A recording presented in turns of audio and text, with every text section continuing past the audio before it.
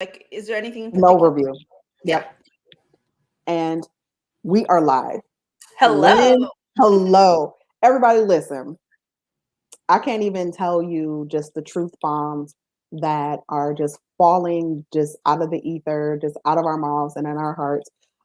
Marian and I were just talking kind of like backstage here about the conversation that, people aren't necessarily ready to have, but for those who are ready, we're ready. Mm-hmm. And I want to be really sincere here before I turn the floor over to my sister, to my friend. I feel like she's like my co-conspirator. Like we just out here just causing all kind of good trouble. Mm-hmm. Because when, ThriveCon, like she flipped the industry on its ear. When I say every single presenter that she had in ThriveCon was a person of color, different orientations, gender expressions, like everything that basically when we think of barriers to entry or people that we don't want to invite, she invited. And it's just that level of courageous action that just needs to be commonplace. And we were Mm-hmm. talking about colonization, and definitely it is not a metaphor. We're talking about like the generational impacts Mm-hmm. on both the collective and then the individual. And so Marian is coming to the retreat this weekend. You need to come to the retreat this weekend so that regardless of what side of history you were on, whether you were colonized or you were the colonizer, there's work to undo and unpack. Harm, yes, to repair, but also a shift that needs to happen so that we can thrive. And so, Marian, Mm-hmm. I just want to turn this over to you about your healing process through this to come to the realization that yes, okay, I'm a manifester, like yes, I'm manifesting, but I still have more work to do. I still have more healing to do. How did you arrive at this particular framework and model that so graciously, offered for free? Right? That was the other part too, that you did this for free. What led you to this particular liberation? Yeah. So thank you. I always love co-collaborating with you because it's always just amazing, powerful energy. And we were talking a little bit before you went live. I have like truth bombs every time I talk about this, and I know I feel the energy. It's time that we do talk about these type of things. So how I came about it, one, healing, it's like layers. It's an onion. We're never fully done because when we think about it, this is not just within our lives to heal and like our younger selves, but generational, like in our DNA trauma that has been there that hasn't been looked at. A light hasn't been shed on it for so long because we didn't have the ability to. When I look even at my mother and my grandmother, like they didn't have the capacity or time to look at this. They were still in survival mode, you know? So when Ooh. you're in survival mode, you can't, like Maslow's hierarchy of needs, when you're still in survival, you can't think of anything above that. You can't think of self-realization when you're still trying to figure out that if I say this, will I actually be persecuted and die? You know? Mhm. So um it wasn't until so I've really been deep in the money work, in money mindset, money trauma, because I believe, especially as POC, just to clarify for those, I'm a Filipina immigrant. I was born in the Philippines, moved here to the US when I was 5.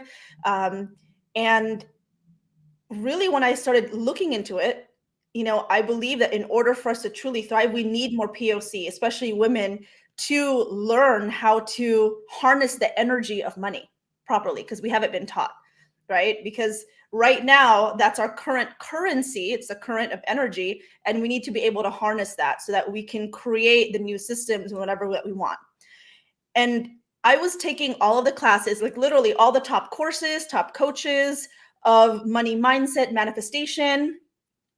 Majority of, I think all of them were white women. And I learned as much as I could to an extent, but something was still missing for me. I'm like, why? There Mm. was still something that wasn't clicking.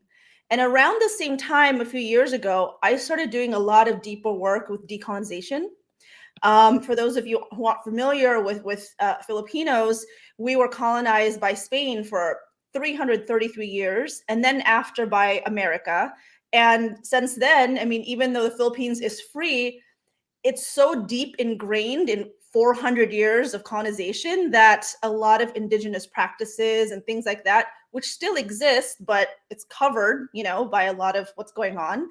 I realized there was so much more to unpack. And when I finally dove into decolonization work, that's when I started really healing money trauma from generations before. Because we're usually taught, oh, look at your younger self, which helps, something that your parents said when you were young, your subconscious said it in maybe you're 5, 6, 7. And to, yes, a certain degree, that's true. But something was still missing. When I started really working with my ancestors and really uncovering Mhm. the generational poverty consciousness, that's when things shifted. And I want to share this with so many other people who have very similar stories to that, because the majority of us, especially POC, have had experiences, or our ancestors and parents were colonized. Mm. Marian, I love that you brought that point up about, because that is a common exercise, right? Look at your younger self. But Hmm. for POCs, and especially those of us who come from colonized nations, that come from experiences, histories of being enslaved, and your indigenous practice being wiped out, Hmm. you could face certain death for Yeah. practicing it, because we have Jen the Rainmaker, who's from the Chichimeca people of Mexico, and she was sharing with me like how her people had to use a cloak of Christianity to still kind of practice Same. their Yeah. indigenous work, or else they would die. Yeah. So and when I think about even something as small as having an accent, like we want to lose our accent, we want to lose everything that makes us who we are, because it could create circumstances where you can die from Yeah. practicing or speaking or not being quote unquote American, whatever that means, that there's a target on your back. So when you were talking about healing your child, it's deeper than just healing your inner child. Hmm. You and me, we are changing the pathos of our family bloodlines. Like, we get to be the realization. When you talked about your grandmother, it makes me emotional, because I think about my own Me grandmother too. and what Me too. whose shoulders I stand on. And like, when I can feel joy and bliss and sleep in, and like these little things that may not seem big, there was no woman in my family until this generation that could do that. Yeah. Yeah. They could not do that. They had no choice, and we finally have that choice. And so, and it's really our, for me, I feel it's an honor, and it's not easy. It's not easy, but I feel finally I can really, like, it's my way of saying thank you to all of the Mhm. sacrifices that past generations have really done and gone through in order for me to be able to have this luxury of choice. That's right. That's right. And Mhm. on this weekend, you're going to be holding such sacred space and giving us just so much knowledge and practical application around how we can decolonize our money mindset. So, what's one thing that we can look forward to in your session? Well, one thing is that it's going to be intense. You're going to hear things that you may not usually hear from other, like, money mindset type of videos and tutorials, um, because as I mentioned, it goes deeper than just healing, like when we were, our younger selves. And so I'm really big on experiential type of things. I'm a certified breathwork, pranayama, and meditation teacher. So I will be leading everyone into a deep visualization to connect with our ancestors and past generations. Yeah. And I Hmm. think that right there, the breath and past generations, and especially um, in many traditions, the breath is so important. It's life. And in some especially like the Christian tradition, it said that God breathed the breath of life, and then it became a living soul, not a living human, but a living soul. And I believe that we are all spirits, here encased in flesh. And so Hmm. we're spirits having a human experience. Experience. Yeah, Hmm. we are living souls. And what you said about connecting back to our ancestors, again, whatever side your of history your ancestors were on, we have to repair the breach. It's atonement. And it feels like you're giving us the keys to liberation, and just kind of share, what happens when we become actualized as women, especially as entrepreneurs, as empaths. What are the impacts that we can make when we are whole, healed, and complete, especially when it comes to our money consciousness? Oh my gosh, like we are literally unstoppable. There is nothing that we can't set our mind to and do.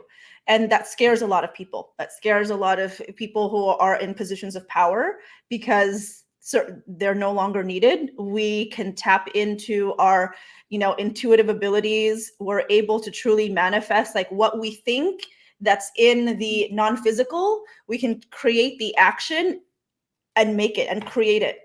Whatever idea that you have in the past, our ancestors made of, oh, that's a nice idea, that would never happen. We have the ability to take those ideas. I believe ideas are our energies.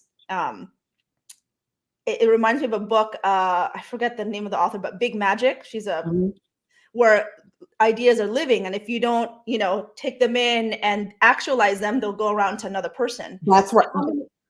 Yes, that has happened to me. I promise you, I had a vision maybe about 5 years ago of doing peace, purpose, and prosper. And I sat on it because I went through all the things, right? Oh, I don't have the money. I don't have the network. I don't have the this. I don't have the that. And I kid you not, Marian Williamson and Deepak Chopra did peace, purpose, and prosper. I kid you not. Mm-hmm. So imagine all the ideas that our ancestors were not able to, and now we have the ability and the power to do that. So yeah. Yeah. And like it's powerful. We have that ability to really create true change that we were not able to before. Yeah. Yeah. And I love that you know, you're giving us not just you're not just lecturing to us. It's this full body experience that we get to have, and again heal in ways that I don't know in prior generations we were able to heal. And I want you Mm-hmm. to also to share with people, what I loved about just the whole ThriverCon, series. You pay your people, you pay Yes. your speakers, you have sponsorships, and Mm-hmm. you've also provided scholarships. So let's Mm-hmm. talk about like that multi-pronged like touch. How how did that even come to you where you're like, you know what? I have the consciousness I can pay people, I can get sponsorship, and I can create scholarships. I think that's just again in this coaching industry, everything is about, high end, high ticket, 10K, 20K months, and we don't think about creating space to help people evolve. So just even tell us about how that idea downloaded into you to even do that. Yeah. Well, it started off, that idea initially made impetus and didn't come into fruition until a few years later. Was as a speaker, I go to a lot of conferences, I speak, and there was a conference that I went to. It was a really awesome women's conference out in California. And I look out into the stage, and there just really weren't any women of color. There weren't many in the audience, but on stage, maybe one.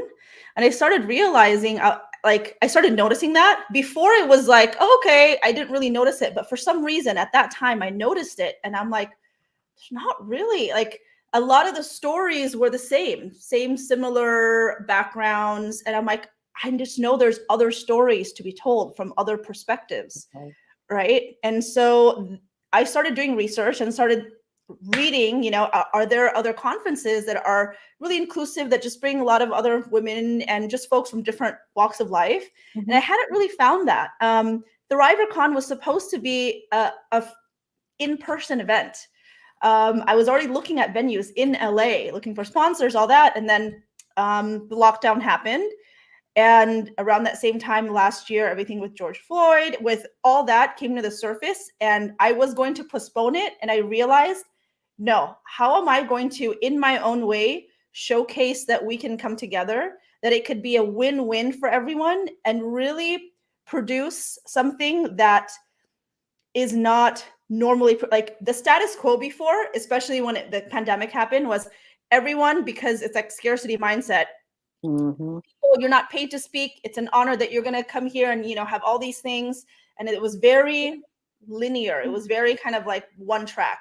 And I'm like, there has to be another way to do this where we incorporate, like we had healing and sound meditations in the beginning. We had Tai Chi in between to move our bodies. Like, how can we make this holistic and have different perspectives? So, yeah. And it started, once I made that decision, I prayed, I meditated, I manifested, and also took the action. And the very first DriverCon was in September 2020.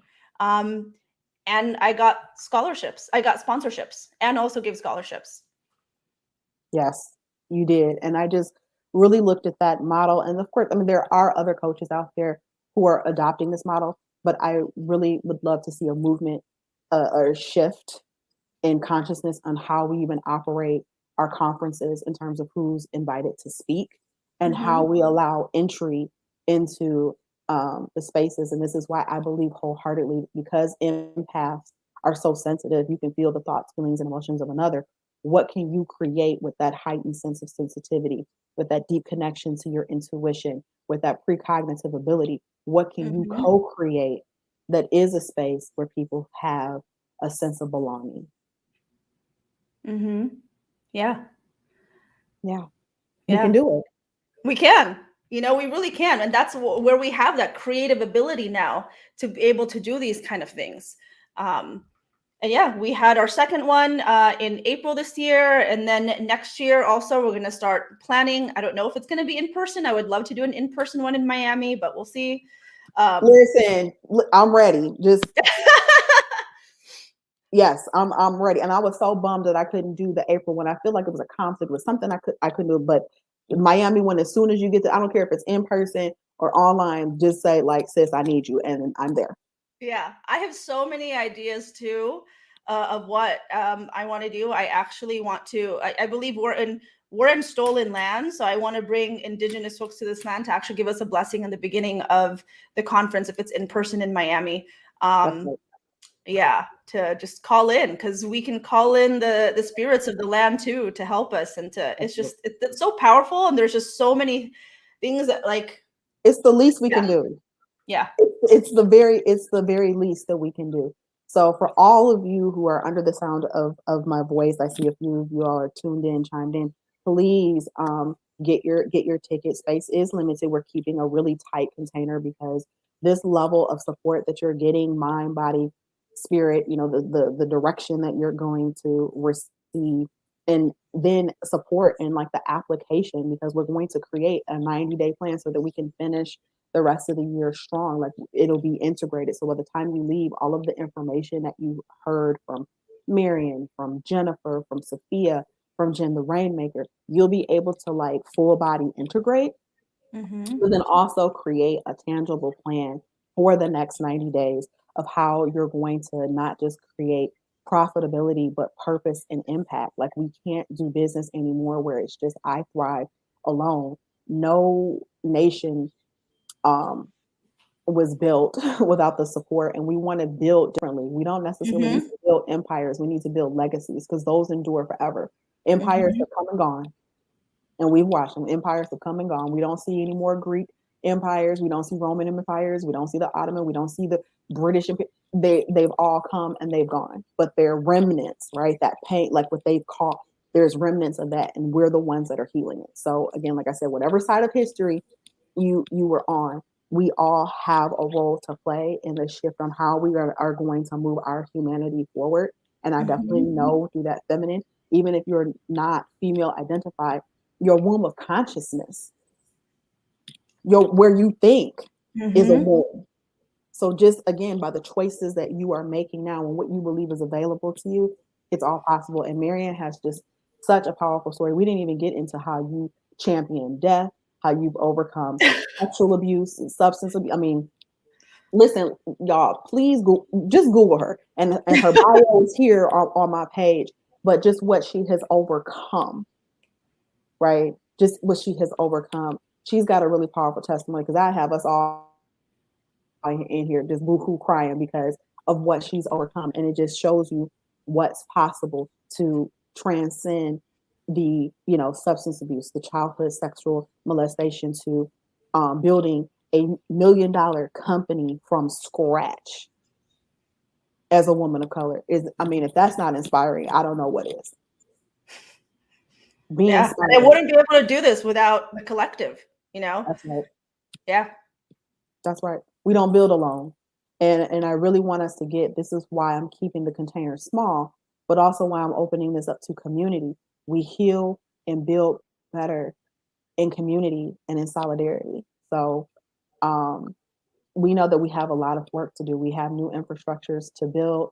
We're watching the old paradigm shift and watching it crumble, and it needs to. So please be part of this really revolution of empathy and compassion and love and belongingness. But it takes all of us to play our roles and play our parts. And Marian is definitely doing that. Like, I am just consistently inspired.